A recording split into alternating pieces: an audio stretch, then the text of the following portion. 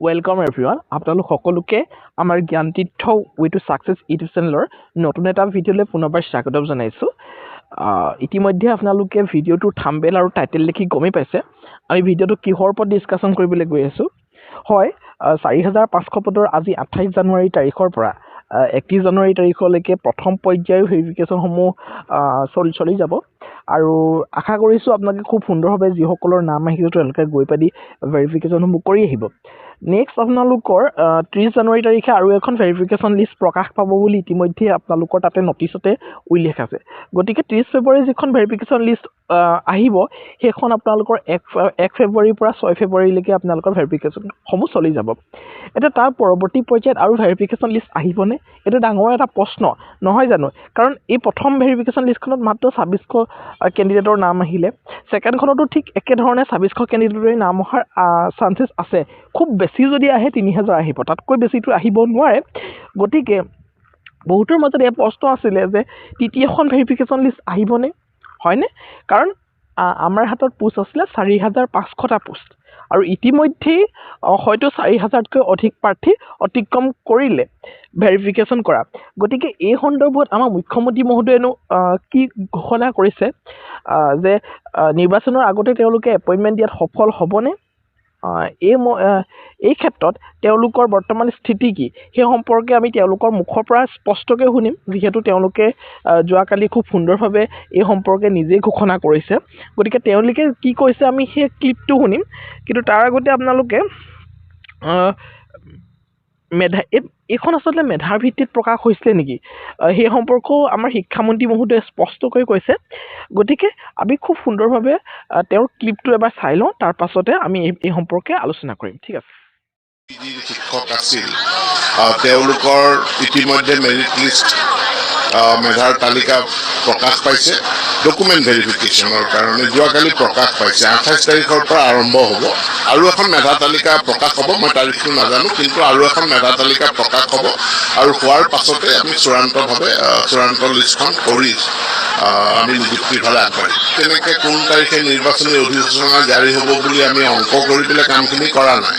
আমাৰ সুবিধা অসুবিধা অনুযায়ী, কাৰণ এইটো ডকুমেণ্ট ভেৰিফিকেশ্যনৰ আগত আমাৰ NCCৰ ভেৰিফিকেশ্যন আমাৰ ৰিপৰ্টৰ প্ৰয়োজন আছিলে। গতিকে NCCৰ পৰা পালোঁ। যিহেতু 3% চাহ জনজাতি লোকৰ কাৰণে সংৰক্ষণ আছে, গতিকে সেই চাৰ্টিফিকেটখিনিৰো ভেৰিফিকেশ্যনৰ প্ৰয়োজন আছিল, সেইখিনিও আমি পালোঁ। গতিকে এতিয়া আমি ডকুমেণ্ট ভেৰিফিকেশ্যন কাইলৈৰ পৰা আৰম্ভ কৰিম। যেতিয়াই আমি শেষ কৰিব পাৰোঁ লগে লগে আমি তো সন্মানীয় আমাৰ শিক্ষামন্ত্ৰী মহোদয়ে কি ক'লে আপোনালোকে শুনিয়ে পালে।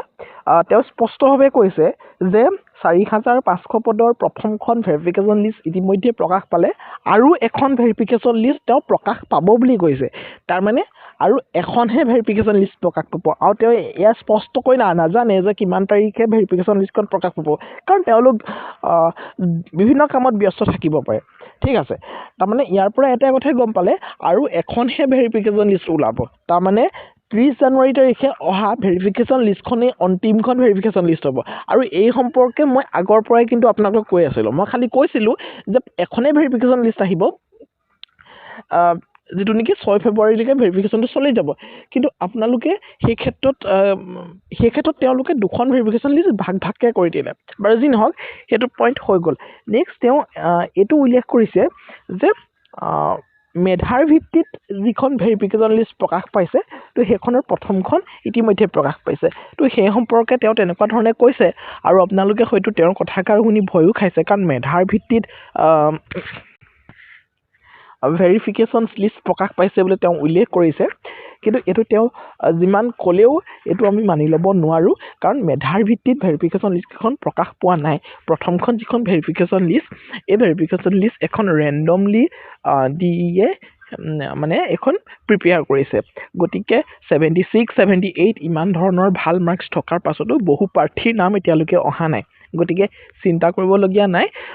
শিক্ষামন্ত্ৰী মহোদয়ে যদিও কৈছে এখন মেধাৰ ভিত্তিত ভেৰিফিকেশ্যন লিষ্ট কেতিয়াও নহয়, কাৰণ তেওঁ ভুল হ'ব পাৰে, কাৰণ তেওঁ নিজেও কৈছে তেওঁ কিমান তাৰিখে ভেৰিফিকেশ্যন আছে তেওঁ সেইটো গম নাপায় গতিকে এখন মেধাৰ ভিত্তিত ভেৰিফিকেশ্যন লিষ্ট নহয় মেধাৰ ভিত্তিত ভেৰিফিকেশ্যন লিষ্ট বুলি ভাবি পানি আপোনালোকে ভয় খাই থাকিব নালাগে দেই এইটো মই স্পষ্টতা আপোনালোকক প্ৰদান কৰিলোঁ নেক্সট আৰু এটা কথা তেওঁ উল্লেখ কৰিছে 4500 পদৰ নিৰ্বাচনৰ আগত পাবনে প্ৰাৰ্থীয়ে নিযুক্তি এই ক্ষেত্ৰত তেওঁ স্পষ্টভাৱে কৈছে যে নিৰ্বাচনৰ অধিসূচনা কেতিয়া জাৰি হয় সেইটো তেওঁ ক'ব নোৱাৰে বা নিৰ্বাচনৰ অধিসূচনা কোড অফ কণ্ডাক্টটো আহি গ'লে ডেফিনেটলি নিযুক্তি প্ৰক্ৰিয়াটো ৰখাব লাগিব গতিকে তেওঁ এইটো স্পষ্টকৈ কোৱা নাই যে নিৰ্বাচনৰ আগতেই আপোনালোকৰ কি হ'ব এপইণ্টমেণ্টটো হ'ব গতিকে ফেব্ৰুৱাৰী মাহত আপোনালোকৰ এপইণ্টমেণ্ট হ'ব বুলি তেওঁ স্পষ্টকৈ কোৱা নাই তাৰমানে তেওঁলোকে এতিয়া ভেৰিফিকেশ্যনসমূহ কৰি ৰাখিছে ভেৰিফিকেশ্যনসমূহ কমপ্লিট হ'লেই তেওঁলোকে